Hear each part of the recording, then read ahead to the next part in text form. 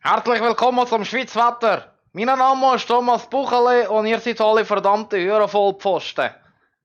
Schön habt ihr eingeschaltet. Kommen wir nun zum Wetter von heute. Schaut das einmal an. Alles unhören verschissen, von oben an bis unten an, von links bis rechts, von Nord bis Südschweiz, bis Ostschweiz, bis Westschweiz.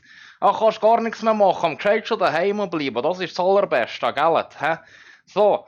Und dann sehen wir heute, kommen wir zu Temperaturen von oben an, hier da minus 17, bis unten am Wallis minus 14 und in der Ostschweiz da, das sehe ich jetzt gerade nicht, das ist verdeckt hier, minus irgendetwas, was ist da, minus 13 Grad, jawohl.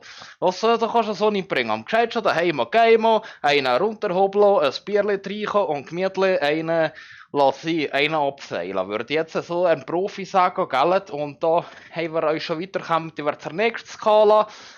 Ihr seht immer von 1990 bis 2000 und sowieso haben wir alles orange markiert, für den, was interessieren würde. Ich kann das anschauen von einer Skala, ich weiß auch nicht, was das heisst so tut, aber es ist im Fall irgendwie sehr, sehr wichtig, jawohl.